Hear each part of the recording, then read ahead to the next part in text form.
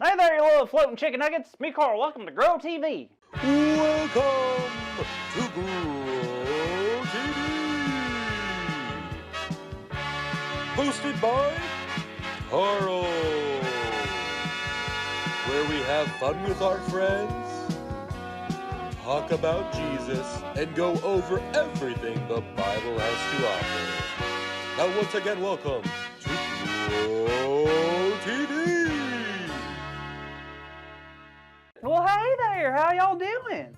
Me? Oh, I'm just up here in a hot air balloon still. Just floating around, not doing a whole lot. Been almost a week and this balloon still has not come down. And believe me, I've tried everything. I've tried asking, please, Mr. Hot Air Balloon, please bring me back down to Earth. I'm so hungry and I'm so sorry I popped so many of your family members as a kid. It's just that balloons are so fun to pop because they make that little fun popping noise. But I promise I'll never do it again. If you just bring me down to the ground, please. I've tried calling the police. Hi, yes, officer. I need help. My address? Up the sky. Up in the air? Oh, street? Cloud Street? Hello? Officer? I've tried it all. I'm getting so hungry I can barely take it any longer. I guess the only way to go down is to pop the balloon. Here goes nothing. Carl, don't do that. Ah, Katie! What did you do that for? I'm sorry, I just didn't want you to hurt yourself. Oh, good. I'm glad that didn't happen. I said I'm sorry? Plus, popping that hot air balloon could have been really bad. You could have been in a terrible situation. Well, newsflash, Katie, I'm already in a terrible situation. I'm not only stuck on this floating death trap, I'm so hungry. Sorry. So hungry I could eat the sandwich I left behind my bed when I was in kindergarten. Oh, wow. You're not kidding. I'm not. I haven't eaten in like 15 minutes. I just finished my last bag of Cheetos and I got nothing left. What am I gonna do? Well, let me ask you this. Have you asked? Oh, I already tried talking to the balloon, but it never responds. But I have never asked about food. Great idea, Katie. Excuse me, Mr. Hot Air Balloon? You don't by a chance have any like snacks or like, I don't know, something to munch on? Not the balloon, Carl. I meant, have you asked God for what you need? Oh, yeah, I knew that. Yeah, I'm sure. But seriously, this week, after reading our Bible story, I've been really trying to focus on asking God for what I need. You should too. Yeah, maybe you're right. You weren't talking about the story where Elisha had to deal with a famine, right? Yeah, that's the one. Oh, cool, because I had read that and I was wondering, what is famine? Oh, well, that's easy. A famine is when food is hard to find. It usually happens when it doesn't rain for a long time, so the crops can't grow, therefore making it harder and harder to make food. Oh, that makes sense. Because the story started off with Elisha and a bunch of other prophets that sat down to eat a meal, right? Exactly. One of the men had gone out to find some food, and when he came back and made a stew with it, things kind of went a little south. The stew was bad, right? Yep. For some reason, the stew was inedible. It was gonna make everyone sick, but Elisha knew exactly what to do. He grabbed some flour. Yep, I remember. Grabbed a bunch of flowers and put it in there. What kind do you think? Maybe roses, lilies, daffodils? Neither. It was flour, like cooking flour? Wait, how'd that fix it? Usually it wouldn't, but Elisha trusted God would use that flour to fix the stew so that the men could eat and survive during this hard time. Oh, that makes a lot more sense. Sure does. And something similar happened later on in the story as well.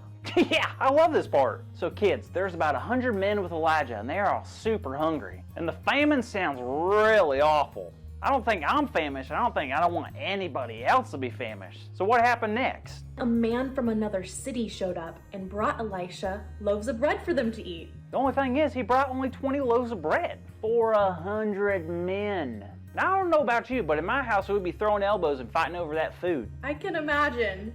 And the people were worried because obviously that wasn't the amount they expected.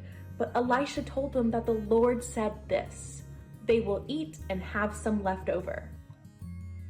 Now, I'm sure some of them doubted because how does 20 loaves feed 100 men? But guess what? It did. Yup, the men ate until they were full and there was still some left over. It was truly a miracle. How incredible is that? Imagine if things like that happened today. Carl, they do. What are you talking about? I'm talking about the countless things that happen every day that prove to us just how God is taking care of us. Really? Really, I mean, look around. God gives us sunlight to keep us warm, gives us air to breathe and lungs to take in that air. God even gives us loving people to guide us and help us through tough times. God is always giving us what we need and even the things we want, but sometimes we just need to ask. You think God listens to us when we ask? Of course. And I truly believe there are some things in this world that would not happen if we didn't ask God for it. So you're telling me if I asked for something right now, God would give it to me? Well, that's not exactly how it works. God isn't like a genie where whatever we want we get. God created us and cares about us so much. God will always help us when we need help. I think I understand now. Just like a parent takes care of their kids' needs, so will God take care of our needs. You got it, but even more so. God has a plan for us, so when we are faced with trouble or struggles, we shouldn't hesitate to ask God for help.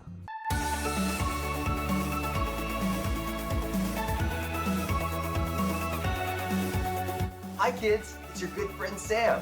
And man, do we have a great big idea for you today. And it's this: I can ask God for what I need. Are you ready to say it with me? This time, we're gonna shout it out to the clouds, okay? 1, 2, 3. I can ask God for what I need. Wow, great job. Don't forget that. No matter what it is, we can ask God for what we need. Now, in the next episode of GROWTV, we're gonna finally see if Carl could get out of that hot air balloon, all right? Okay, I'll see you then. Bye. Thank you for watching, and tune in next week for a new episode of GROWTV.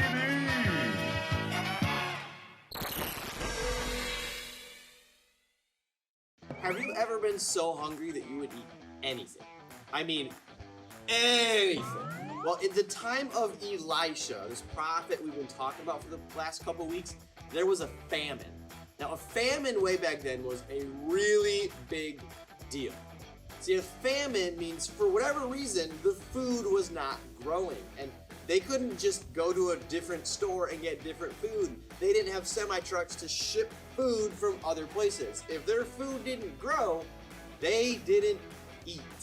Well, in the middle of this famine, one day Elisha is sitting with a group of prophets, and they were hungry. So Elisha tells one of them, well, go make a stew. You go make a stew and then we'll all eat it. So the prophet's like, all right, cool. So he leaves, he goes, he gathers some herbs and some different stuff from some fields nearby, comes and makes a stew. One problem. The gourds, it's a fun word, the gourds that he picked to make the stew were poisonous. Poisonous! It was gonna make everybody sick or worse. Not good. So these prophets start eating this stew and they're like, oh no, Elisha, this stew is poison! Elisha comes over and he's like, don't worry about it. Takes some flour and puts a little bit of flour into this pot, and then somehow, miraculously, nobody got sick. Another day during this famine, someone brought a bag of grains and some bread to Elisha for him to have. Elisha looked at his apprentice that was following him around and said, hey, take this bag and go feed the people. Now, the apprentice was like, hey, that's great because the people are hungry, there's a famine and stuff, but also there's like 20 pieces of bread here, so I'm not sure how we're gonna feed an entire town with like 20 pieces of bread. He was very confused, he was very concerned, and he didn't really know what to do. He definitely wanted to help all of these people, but he also knew that it was impossible. So he looks at Elisha and he says, what? Like, you want me to feed hundreds of people with just a couple pieces of bread? Elisha, the man of God, repeated, give it to the people so they can eat. For this is what the Lord says. Everyone will eat, and there will even be some left over. How can this be? His apprentice thought. This is this is not possible. I mean, maybe if I give it to everyone just takes one bite, then maybe there would be enough, but this doesn't make any sense. But he trusted Elisha. So he took this bag of bread, and he started handing it out.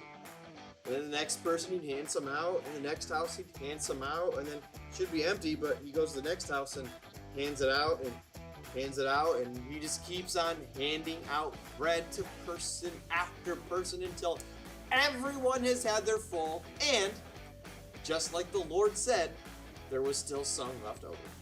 These people during a famine were in a time of need. And they asked God for help. God used Elisha and his apprentice and this other man that brought him the bread. God used all of these people to help them. Our big idea today, I can ask God for what I need.